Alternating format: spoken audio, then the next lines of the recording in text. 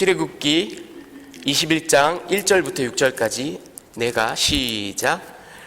내가 백성 앞에 세울 법규는 이러하니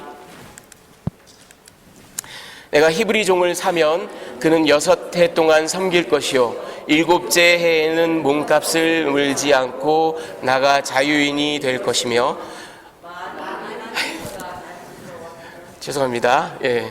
3절 만일 그가 단신으로 왔으면 단신으로 나갈 것이요 장가 들었으면 그의 아내도 그와 함께 나가려니와 4절 만일 상전이 그에게 아내를 주어 그의 아내가 아들이나 딸을 낳았으면 그의 아내와 그의 자식들은 상전에게 속할 것이요 그는 단신으로 나갈 것이로되 만일 종이 분명히 말하기를 내가 상전과 내 처자를 사랑하니 나가서 자유인이 되지 않겠노라 하면 상전이 그를 데리고 재판장에게로 갈 것이요 또 그를 문이나 문설주 앞으로 데리고 가서 그곳에다가 송곳으로 그의 길을 뚫을 것이라. 그는 종신토록 그 상전을 섬기리라. 아멘. 자리에 앉아주시기 바랍니다. 자, 오늘 말씀의 제목은 상전의 노래입니다. 히브리 종을 놓아보내며.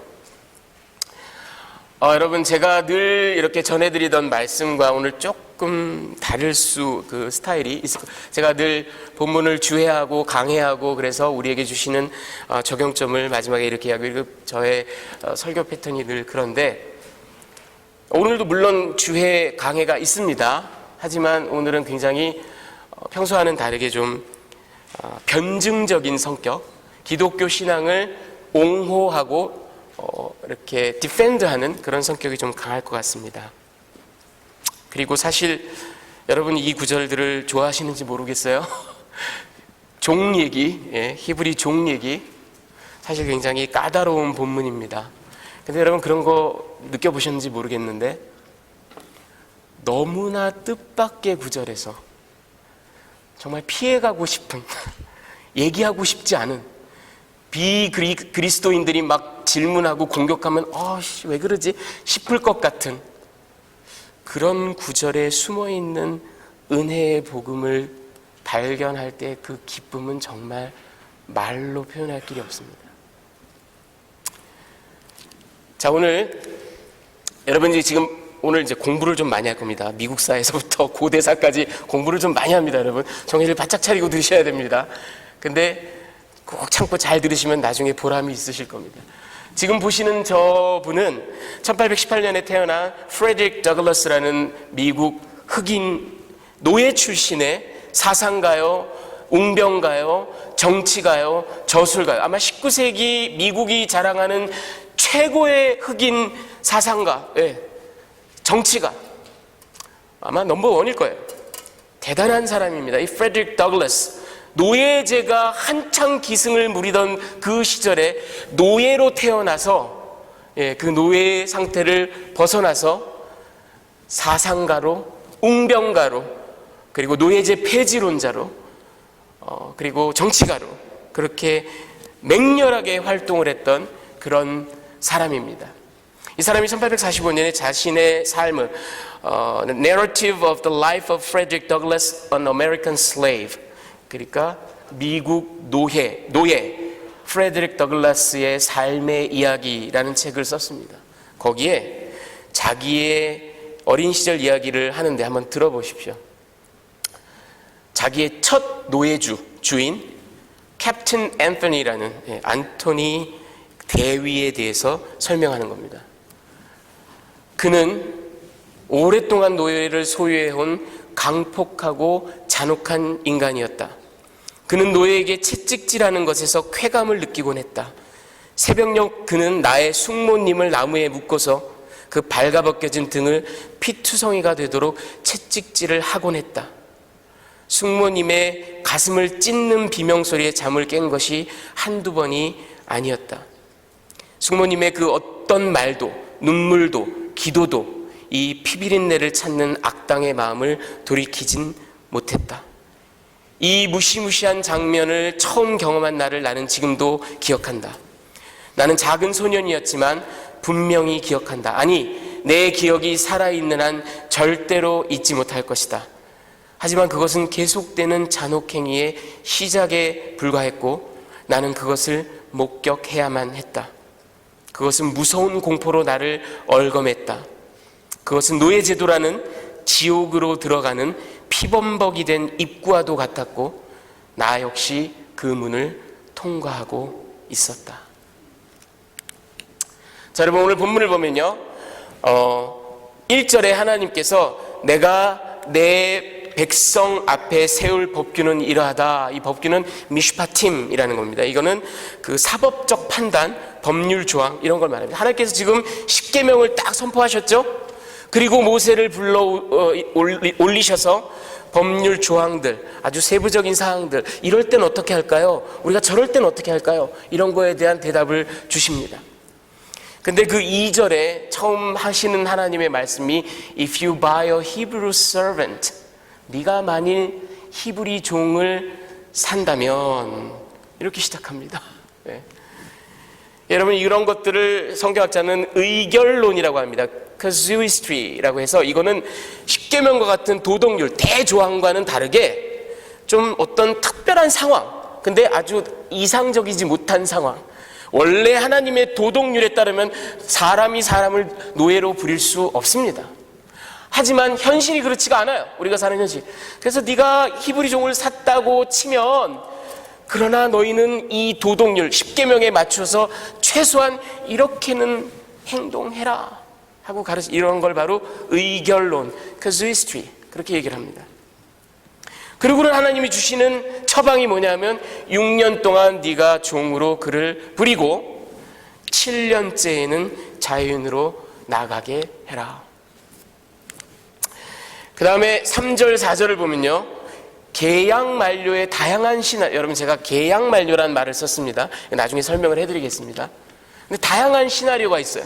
그거를 이제 하나님께서 설명을 하십니다. 뭐냐, 그 종이 독신으로 너한테 들어와서 6년 동안 일하고 독신으로 있다가 나가면 that's okay. 아주 easy. 독신으로 들어왔다 독신으로 나가면 돼요. 두 번째, 그가 종으로 들어올 때부터도 처자식을 데리고 들어옵니다. 그래서 처자식과 같이 종살이를 6년 동안 합니다. 그럼 그때도 역시 나갈 때 처자식과 함께 나갑니다. 역시 that's easy. 네. 문제는 세 번째 시나리오입니다. 이게 아주 트리키해요. 그가 단신으로, 독신으로 들어왔어요. 그런데 말하자면 주인이 종살이를 하는 동안 그를 다른 종, 처자와 짝을 지어준 겁니다. 그런 경우에 6년이 지나서 그 남자가 해방이 되었을 때 여자 종과 거기서 생긴 자식들은 주인의 소유인이 놔두고 나가라. 자, 그리고 나서 이 세 번째 시나리오가 조금 이제 복잡합니다. 그래서 그거에 대한 또 다른 이야기를 이제 5절, 6절에 합니다. 그게 뭐냐면 이런 겁니다. 그런데 세 번째 시나리오가 그런데 아니 이 종이 나는 처자식을 두고 나가는 게 싫다. 그리고 나는 나의 상전이 나한테 굉장히 온정적으로 잘해줬으니 난 여기서 계속 일하련다. 우리 상전을 평생 섬기겠다. 그리고 내 처자식과 오순도순 이렇게 살겠다. 그러냐? 그러면은 그 상전과 종이 함께 재판장, 여기 재판장이라고 나와있지만 사실 원어는 엘로힘, 하나님이에요. 하나님 앞에 나아갑니다. 근데 사실은 같은 말이에요.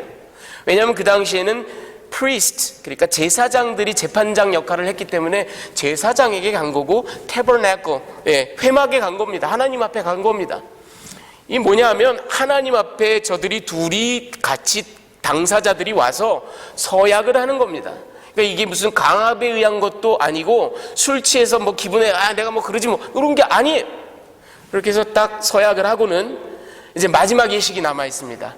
상전의 집에 가서 그의 문설주에다가 오른쪽 귓볼을 딱 대고 송곳으로 여기를 탁 뚫습니다. 이게 종신토록 그의 종이 되겠다라는 서약입니다. 아마도 오른쪽, 이 랍비 전통에 의하면 오른쪽 귀인데 그 이유는 이게 이야기를 듣는 기관이잖아요, 귀가. 그러니까 내가 종신토록 순종하겠습니다. 그런 이야기입니다. 자, 여러분 오늘 이 1절부터 6절까지 히브리 종에 관한 이야기 목사님 이건 그냥 건너뛰시지 뭐. 우리가 종에 관한, 왜 여러분 이 공격이 많습니다.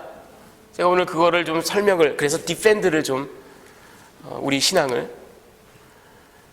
제가 여러분들께 세 가지 메시지를 드리기를 원합니다. 그 첫 번째는 이겁니다. 혁명적으로 다른 히브리 종살이의 특징에 대해서 좀 얘기를 하겠습니다. 아주 radically advanced 된, 주변의 고대 근동과 아니면 역사상 우리가 알고 있는 노예 제도와는 비교조차 할 수 없는 히브리 종살이의 특징이 사실은 숨어져 있습니다. 여러분, 우리는 어렸을 때, 자랄 때, 저랑 세대가 비슷한 분들은 아실 테지만 알렉스 헤일리의 그 뿌리라는 드라마, 미국 드라마를 보고 자랐어요. 쿤타 킨트의 가족 이야기. 그렇죠? 그거 보면서 막 너무 가슴이 아팠던. 그리고 조금 이제 머리가 이렇게 철이 들면서 우리는 청소년이 되면서 뭐를 읽었어요? 해리엣 비처 스토우 여사의 Uncle Tom's Cabin. 그렇죠? 톰 아저씨의 오두막. 그러면서 막 그걸 읽으면서 눈물을 흘리고, 어떻게 사람이 사람을 이렇게. 게다가 저는 미국에 유학을 와서 이 서부에 있는 제법 큰 대학교에서 전문적으로 미국 역사를 연구할 수 있는 그런 특권과 은혜까지 누렸습니다. 여러분, 제 전공이 인종관계입니다. 딱 제 전공이에요.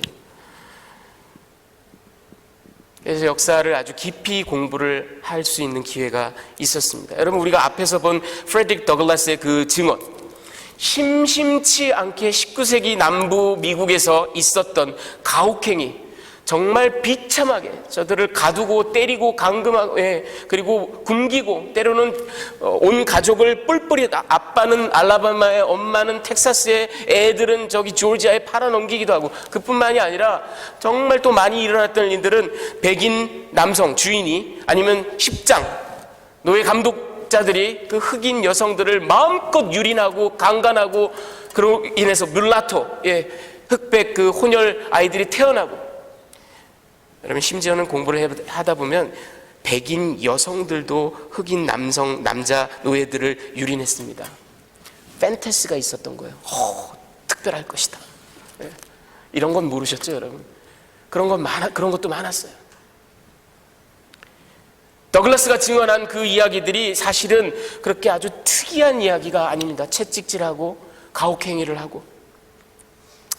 여러분, 어쩌면 우리는 세계 최강의 나라 미국에서 이 군사력과 문명을 자랑하는 나라, 그래서 많은 인류학자들이, 문명학자들이 지금 팍스 로마나가 아니라 팍스 아메리카나, 미국의 그 군사력에, 그리고 모든 경제력에 근거한, 세계를 평정한 팍스 아메리카나에서 반세기 넘게 살고 있는 우리, 어쩌면 이 위대한 나라, 저들이 그렇게 칭송하는 이 나라에 불과 100여 년 전만 해도 19세기 중반까지 버젓이 존재했던 그 아주 가혹하기 그지없는 흑인 노예제도.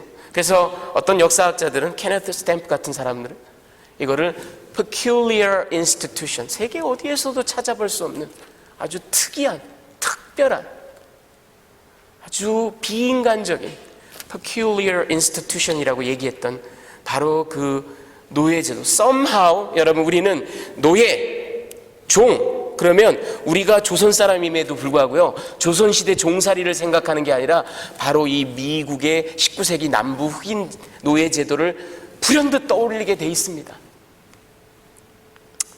여러분, 근데 이 미국의 노예제도는 사실은 성경이 말하는 이 종살이와는 하늘과 땅 차이예요. 여러분, 이 미국의 노예 제도는 인종주의에 근거한 겁니다. 나랑 인종이 다르다, 흑인. 그래서 20세기 초, 19세기 말 20세기 초만 해도 역사학자들이, 인류학자들이, 과학자들이 어떤 의견들을 막 내고 그랬냐면, 흑인들의 두개골이 백인보다 작다, 용적이 작다, 그래서 얘네들은 선천적으로 열등하다, 얘네들은 문명이 없다, 얘네들은 크리스티애니티가 없다, 야만인이다, 그러니 우리가 데려다가 이렇게 교화시켜야 된다, 이런 논리와 주장을 버젓이 내세우곤 했습니다. 인종주의에 기반한, 그리고 무엇보다도 이 노예가 여러분 17세기부터 19세기까지 아프리카에서 미국 대륙으로 신대륙으로 온 노예가 17 밀리언이 넘는다고 합니다. 흑인들이.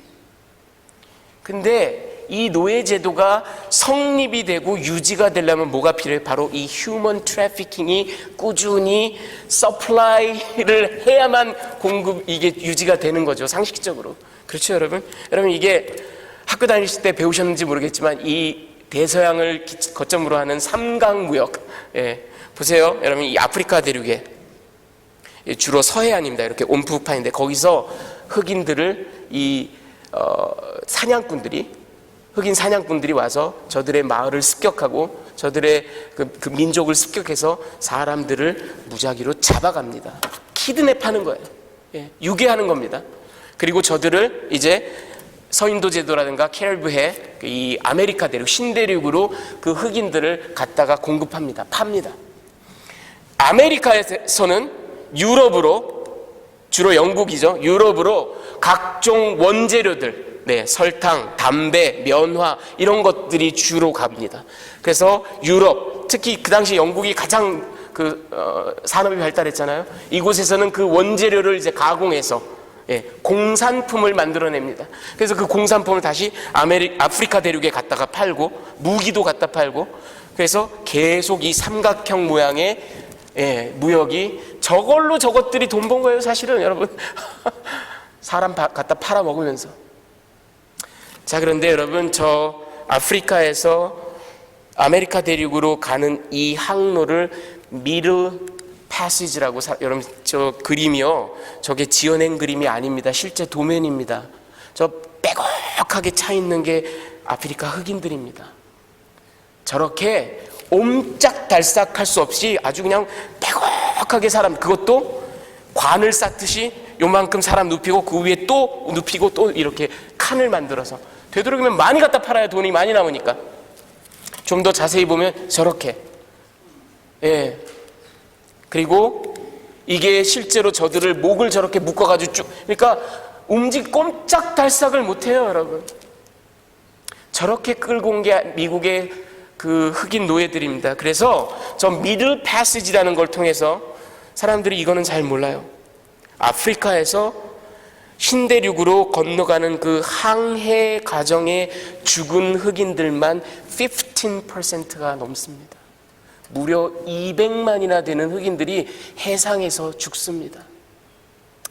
그리고 어떻게 신대륙에 도착했어도 그 미들 패시지는 말도 안 되는 상황을 거쳐온 사람들이니까 기진맥진해서 아직 팔려가기도 전에 감금되어 있을 때 죽은 사람이 또 15%입니다. 100명의 흑인을 잡아오면 노예 소유주에게 팔려가는 사람들은 70명이에요. 30명은 중간에 다 죽습니다. 이런 것을 기반으로 세워진 것이 미국의 노예제도. 그런데 저렇게 팔려가면 채찍질 당하고 성적으로 유린당하고 노동력 착취당하고 가족이 뿔뿔이 흩어지고 그런 비인간적인 생활을, 여러분 1863년에 미국의 대통령 링컨이 노예 해방령을 선포해서 법적인 절차를 시작했지만 그건 전쟁 중이었기 때문에 효력이 없었고요. 2년 뒤에 1865년 전쟁이 끝나면서 이제 노예 제도가 법적으로 사라집니다. 하지만 그로부터 무려 100년 동안 1964년 민권법이 제정될 때까지 미국 남부는 여전히 짐 크로우법이라는, 노예 제도는 폐지됐지만 우리는 서로 다른 레스토랑 쓰고 다른 호텔 쓰고 우리는 급이 달라. separate but equal. equal은 무슨 equal이에요? separate인데. 그렇죠? 그렇게 해서 그 짐 크로우법에 의해서 아주 철저하게 무시당하고 second rate citizen으로 그렇게 강등되었던 생활을 역시 100년 가까이, 민권법이 제정된 이후에도 지금도 우리는 여전히 그 인종주의와 노예제도의 잔재 가운데 살아가고 있습니다. 그렇죠? 자, 여러분 제가 이런 이야기들을 왜 하냐? 우리가 노예라는 이야기를 들으면, 종이라는 이야기를 들으면, 특히 성경에서도 그런 이야기를 들으면 우리는 기본적으로, 반사적으로, 즉각적으로 이런 비인간적인, 아주 아주 정말 가혹하기 그지없는 노예제도를 떠올립니다. 그래서 여러분 지금 보여드리는 사람들은, 이 사람들은 영국 옥스퍼드 출신의 리처드 다킨스라는 무신론자입니다. 아주 무신론자 그 세계의 대부입니다. 자, 그리고 지금 보여드리는 사람은 미국의 하버드 대학 출신의 다니엘 데넷라는 철학자, 이 사람도 역시 무신론자. 그리고 이 사람은 크리스토퍼 히친스, 영국의 옥스퍼드 출신입니다. 그리고 마지막으로 보여드리는 이 사람은 스탠포드 출신, 그리고 UCLA에서 공부한 샘 해리스라는 미국의 시사평론가, 정치평론가. 자, 이 보여드린 이 사람들은요, 전부 다 아주 지독한 그래서 네오 에이티스트라고 불리는 사람들입니다. 이 사람들은 기독교를, 모든 종교를, 하지만 특히 기독교를 대단히 신랄하게 비판하는 사람들, 아주 막 철천지 원수로 여기는 사람들입니다. 이 사람들이 구약 성경을 놓고 구약에 나타난 너희가 믿는 하나님은 정말 hard to please, 만족시키기가 어려운 신이다. 분노하고 진노하고 질투하고, 그리고 너희가 믿는 이 구약 성경에 나와 있는 이 노예 제도를 봐라. 이게 어떻게 사랑의 신이 제정할 수 있는 법이냐? 이 노예 제도가 이렇게 제정되어 있다면 당연히 휴먼 트래피킹이 있고, 당연히 압제가 있고, 남녀 관계는 또 어떠냐? 일부 다처제는 또 어떠냐? 그래서 리처드 다킨스 같은 사람은 하나님을 moral monster, 도덕적 괴물, 그렇게까지 표현하곤 합니다. 자, 여러분이 이런 공격을 받으시면 어떻게 하실 거예요? 그게 하고 돌아서실 거예요? 자, 여러분, 우리가 히브리의 종들에 대해서 지금 이게 나왔으니까, 그렇죠?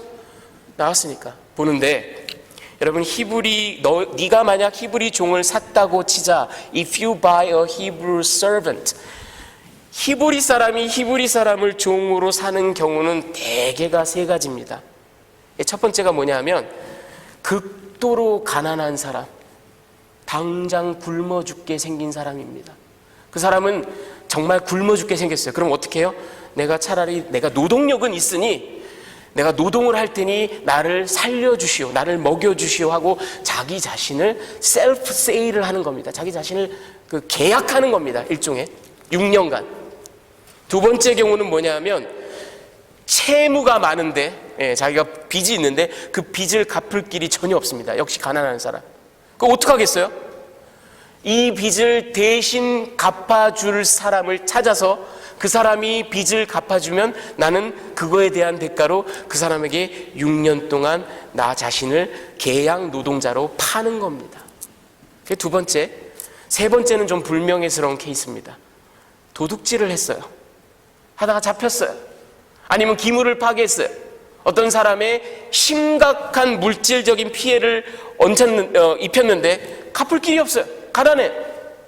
그럼 어떻게 갚아요? 몸으로 때워라. 6년 동안 계약해서 노동자가 되는 겁니다. 여러분 보시다시피 히브리 사람이 히브리 사람을 종으로 사는 경우는 극도로 가난한 사람이, 그것도 노예 상인이 와서 날 잡아가는 게 아니라 나는 이거밖엔 길이 없구나 하고 자기 자신을 노동자로 계약해서 파는 겁니다. 여러분, 미국 사회 얘기를 잠깐 할게요. 미국의 흑인들은 그렇게 17 밀리언 넘는 사람들을 이렇게 불법적으로 잡아왔지만, 미국에 온 백인 이민자들 있잖아요. 여러분, 우리가 보는 이 백인 사람, 이 사람들은 어떤 사람들의 후예냐 하면, 식민지 시기에 유럽에서, 영국에서 이 온 사람들의, 학자들에 따라서는 절반, 심지어는 3분의 2, 60% 이상까지도 봅니다. 이 사람들은 사실은 뭐로 왔냐면 미국의 믹신대륙에 indentured servant라는 걸로 왔습니다.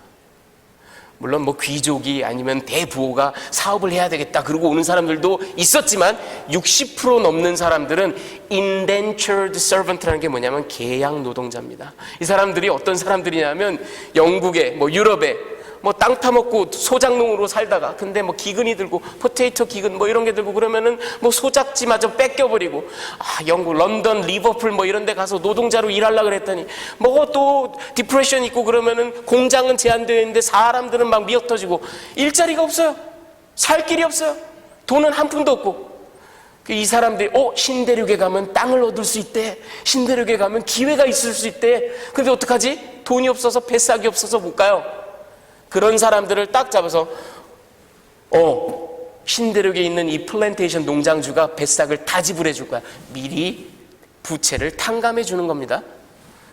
뱃삭을 다 지불해 줄 거야. 그 대신 너는 와가지고 바로 야 신난다 그리고 땅 경작하고 사는 게 아니라 뱃삭을 지불해 줬잖아요. 그러니까 4년 내지 7년 동안 계약 노동자가 돼서 자유가 없습니다. 어디 딴 데 못 갑니다. 거기서 계약 노동자로 일을 하다가 4년 내지 7년이 지나면 해방되어서 나가는 사람들이 바로 indentured servant들인데 미국 이민자들, 식민지 시대 익민자들 백인의 60% 이상이 이런 사람들입니다.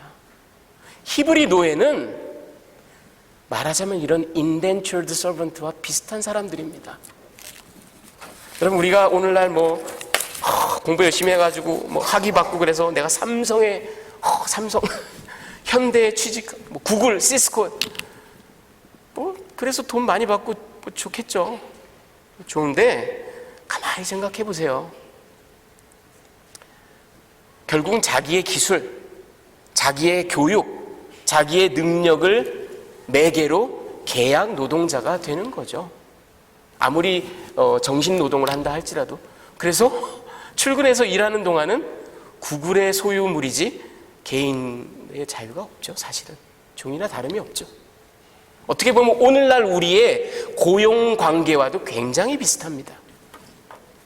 자, 이 히브리 노예들이 여러분이 생각하시는 히브리 종이 사실은 노예란 말이 없어요. 알렉 모티어라는 그런 신학자는 slavery라는 단어 자체가 히브리 사람들에겐 아예 없다 이렇게 말한 바가 있습니다. 이 히브리 종이 우리가 생각하는 19세기 미국 노예제도와 천양지차라는 것을 제가 8가지 근거를 드릴 텐데 빨리빨리 넘어갑니다. 여러분 길게 얘기는 못하고요. 첫째, 레위기 25장을 보십시오. 상전이 그 종을 형제라고 부르게 되어 있습니다. 두 번째, 안식일에는 죽었다 깨나 두십니다. 예, 여러분 삼성은 월화수목 금금금이라면서요. 썬데이도 나가서 일해야 된다면서요. 근데 이 히브리 종은 아닌데요 주인님 오늘 사바스인데요 안식일인데요. 그렇지 쉬어. 자, 세 번째, 여러분 아까 말씀드린 것, 이 휴먼 트래피킹이 없으면 어떻게 노예제도가 유지가 되겠습니까? 이 하나님의 율법은요, 이제 우리가 다음 주에 보게 될 텐데 이 Book of the Covenant에 바로 뒤이어 나오는 거에 4가지 반드시 사형에 처해야 될 죄가 나옵니다. 살인. 그 중에 하나가 유괴예요. 다른 사람을 유괴해서 그를 팔아먹거나 그를 종으로 부려먹는 사람은 사형에 처하게 되어 있습니다. 그러니 어떻게 조직적인 인신매매가 일어나겠습니까? 그 다음 4번째, 가혹행위 방지법. 출애굽기 21장 26절 27절을 보면 어떤 얘기가 나와 있냐면 주인이라도 그 종의 신체 일부분을 상하게 하면, 눈을 상하게 하거나 심지어는 이빨 하나라도 빠지면 무조건 방면입니다. 자유방면입니다. 이빨 하나 빼고 그냥 나가는 게 나아요. 가혹행위를 일체 못하게 되어 있습니다. 5번째, 여러분 이게 아주 결정적입니다. 고대 세계 어디에도 없는 법이에요. 이 세계 어디에도 없었던 법입니다. 출애굽기 21장 20절부터 21절을 보면 주인이 종을 죽인 경우, 때려서 죽인 경우 라캄이란 말을 쓰는데 이거는 성경에서 100% 사형을 의미합니다. 그 주인을 죽이게 되어 있습니다. 사형에 처하게 되어 있습니다. 이게 무슨 얘기예요? 단순한 재산, 개돼지 짐승으로 보지 않고 지금은 비록 여기서 몸이 매여 일하고 있지만 하나님의 형상을 받은 나의 형제여 나와 똑같은 인간으로 보기 때문에 그를 죽인 상전이라도 사형에 처하게 되어 있습니다. 6번째, 자, 이것도 아주 특별한 히브리 법에만 있는 겁니다. 반도망노예 송환법, 도망노예를 송환할 수가 없어요. 신명기 23장을 보면요, 히브리 종이 주인의 가혹행위를 피하여 너에게 도망오면 반드시 그를 숨겨주고 그가 어디에 서든지 살 수 있게 배려를 해라. 왜? 그는 너의 형제다. 이렇게 나와 있어요. 여러분, 이런 법은 고대 세계 어디에도 없습니다. 여러분이 잘 아시는 함무라비 법전에 보면요, 도망 노예를 숨겨준 사람도 사형에 처하게 되어 있습니다. 7번째, 신명기 15장에 보면요, 6년 동안 섬겼던 종이 7년째에 나갈 때 그냥 거저 보내지 말라고 되어 있습니다. 예. 네 타작마당에서, 양무리에서, 포도주 틀에서 후히 주어라. 보너스를 여러분, 빚은 이미 탕감이 된 거거든요. 사전에 이미 다 탕감이 됐거든요. 이거는 선물이에요. 그야말로 선물을 풍성하게 줘라. 이런 구절이 있습니다. 그리고 마지막으로 8번째, 제가 오늘 우리가 읽은 본문에 아주 기이한 구절, 그거를 해명을 해드리겠습니다.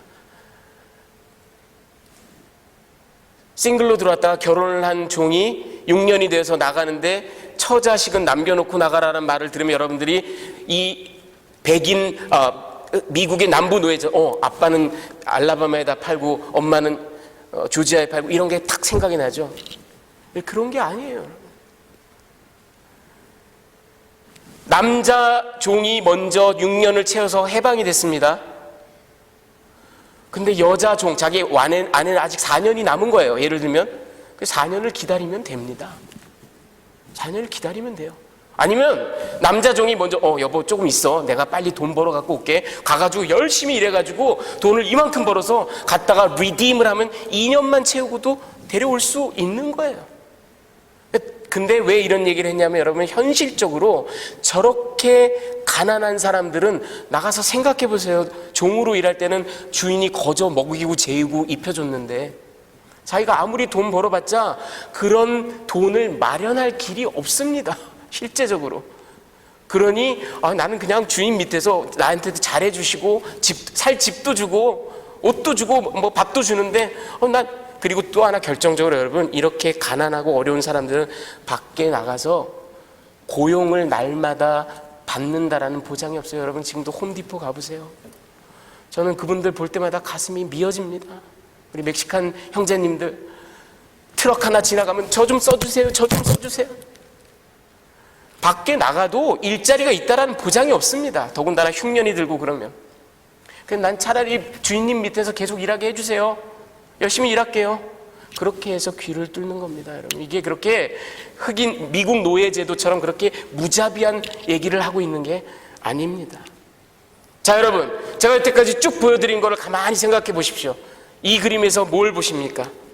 여러분, 잔혹하고 인종주의에 기반하고 돈에 눈이 먼 그런 미국 노예 제도나 오늘날 휴먼 트래피킹이나 그런 것에 기반한 매춘, 이런 것들하고는 천양지차입니다.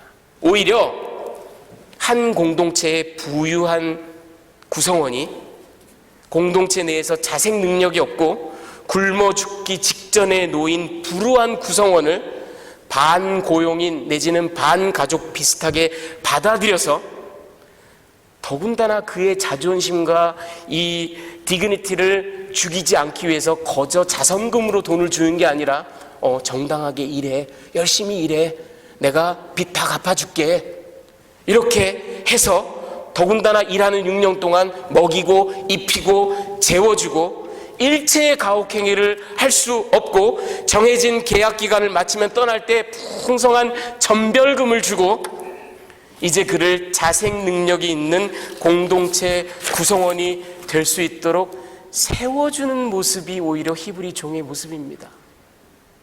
여러분, 그래서 오죽하면 랍비 전통에는 이런 얘기가 있어요. 키두신이라는 걸 보면 히브리 종을 사는 사람은 상전을 모시고 사는 것과 같다.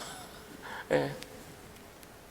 자, 그런데 두 번째, 그래도 여러분 머릿속에 예를 들어서 나는 그래도 여전히 의문이 남습니다.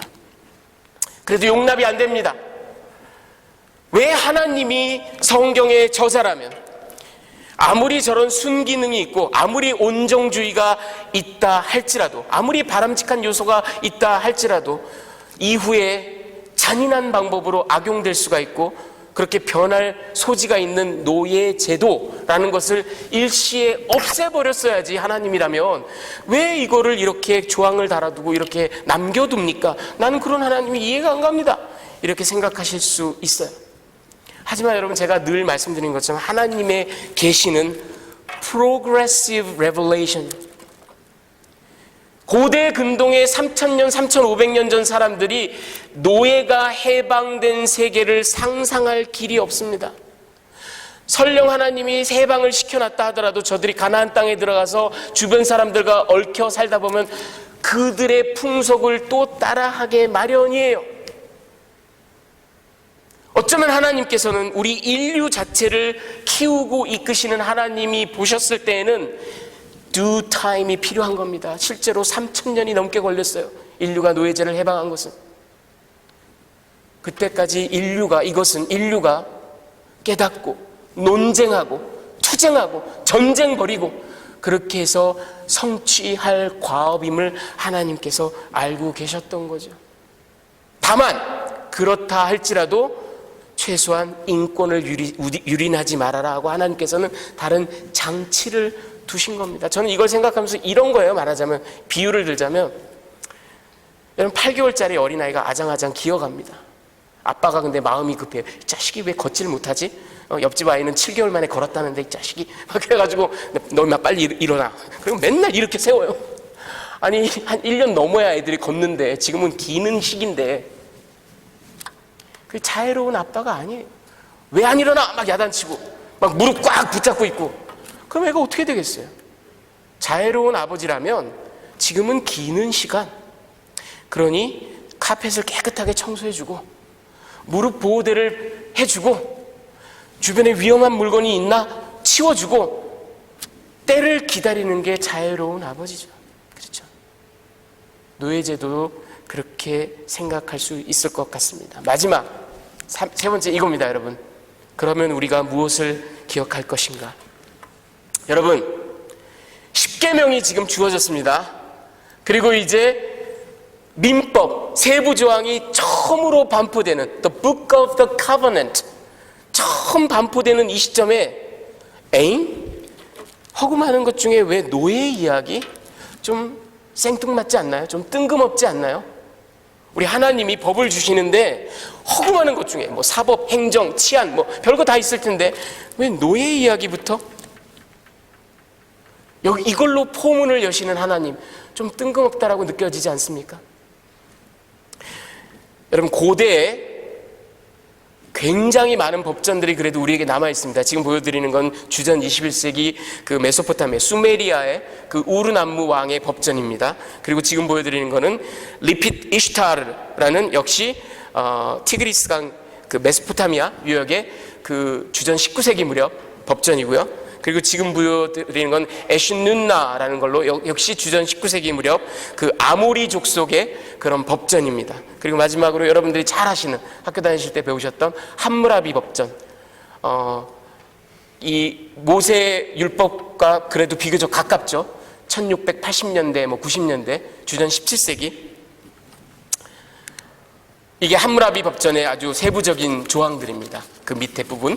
여러분, 함무라비 법전만 봐도요, 공공질서가 어떻고 허위고소가 어떻고 위증이 어떻고 오판이 어떻고 재산권 침해가 어떻고 절도, 약탈, 유괴, 세입자, 사적관계, 임차인과 임차주, 땅의 관계 개설에 관한 이야기, 목양에 관한 이야기, 경제관계법, 결혼, 가족 재산처분, 보모 고용, 상해, 농관계법 이런 거 다 얘기하고 저 제일 마지막에 법률조항 제278부터 280, 그게 제일 끝이에요. 거기에 노예제도에 관한 이야기가 나옵니다. 근데 이상해요. 우리 하나님은 제일 먼저 노예 얘기를 하세요. 종 얘기를 하세요. 왜 그럴까? 여러분, 그것은 이스라엘의 역사 때문입니다. 불과 몇 달 전까지 저들은 애굽의 종이었어요. 거기서 학대받고 착취당하고 심지어는 죽임당하던 노예였습니다. 그런 그들을 이제 하나님께서 자유케 하셨어요. 그리고 그들을 거룩한 제사장 나라로, 하나님의 장자로, 하나님의 보물로 삼으셨습니다.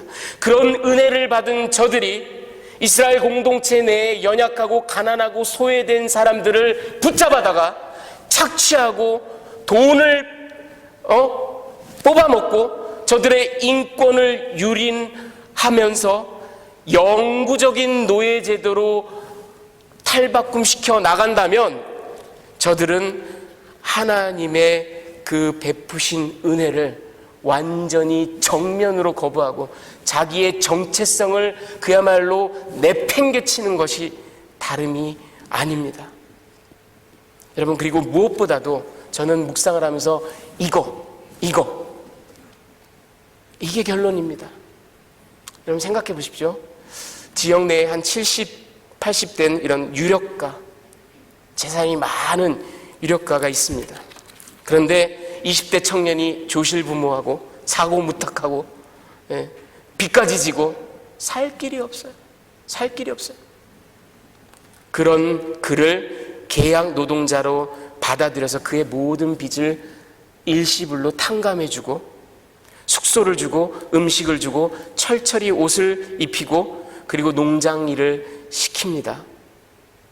그리고 중요한 건 처음 그를 받아들이는 그 순간부터 이 관계는 애초부터 빚을 무조건 탕감해 주기로 작정하고 받아들인 관계입니다.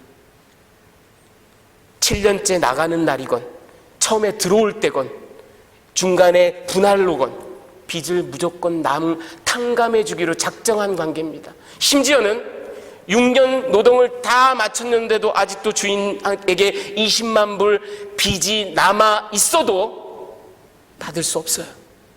다 탕감이니 나가라. 오히려 선물까지 주면서 나가야 됩니다.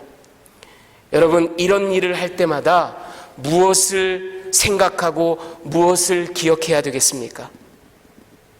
우리가 바로에게 매여 있었는데 하나님께서 바로에게 빚을 다 탕감해 주시고, 물론 이 경우에는 우리 하나님 참 재미있는 분이에요. 바로에게는 빚 탕감을 어떻게 해주셨냐면 금은보화로 해주신 게 아니라 말을 안 들으니까 10가지 재앙으로 하셨어요. 바로의 빚을 다 탕감하시고, 그런 우리 이스라엘을, 아직 자생 능력이 없는 우리를 하나님이 그냥 일방적으로 선착금으로 가나안 땅을 먼저 주시고, 거기서 우리가 쌓지 않은 성에서 살고, 거기서 우리가 파지 않은 우물을 마시고, 거기서 우리가 심지 않은 포도 열매를 먹게 하신 하나님, 나도 이 작은 자 하나를 입양해서 저를 일으켜 세우면서 내 주 하나님을 모방하며 살겠습니다. 나 미력하지만 하나님을 흉내내면서 살겠습니다. 나 하나님이 보여주신 그 긍휼과 은혜에 조금이라도 동참하며 살고 싶습니다라는 고백이에요. 이게 상전의 노래예요. 여러분, 이스라엘의 종에 관한 법률은 뜻밖에도 사람이 사람을 물건으로 취급하고 착취하는 그런 가혹하고 파렴치한 악행에 대해서 법률적으로 합리화하는 그런 제도가 아니에요. 그보다는 보다 많이 가진 사람이, 그런 구성원이 생존이 불투명한 연약한 자를 받아들이고 용납하고 살 길을 열어주는, 그러면서도, 이게 중요합니다 여러분, 그러면서도 반드시 놓아주고 반드시 탕감하고 반드시 일으켜 세우는 은혜의 방편이 히브리의 종살이입니다. 여러분, 그리고 그 배경에는 이스라엘의 역사와 하나님의 역사가 아로새겨져 있는 겁니다. 여러분, 우리도 주변에 어려운 사람들을 그냥 지나치지 않고 내가 아주 미력이나마 저들을 돕는 손길로 일할 때, 여러분, 이건 나의 공로를 쌓는 게 아니에요. 나의 의로움을 드러내는 게 아니에요. 내 자랑을 하는 게 아니에요. 하나님께서 나에게 베푸신 은혜, 그 은혜의 모습에, 그 축복의 모습에, 그 탕감하시고 일으켜 세우시는 은혜의 역사에 주님, 저도 조금이지만 동참하고 싶습니다. 주님을 모방하고 싶습니다. 따라하고 싶습니다.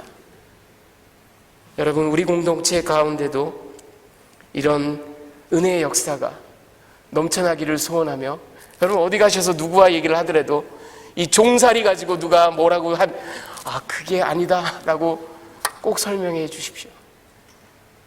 정말 뜻밖의 구절에 하나님의 은혜가 있습니다. 같이 기도하시겠습니다.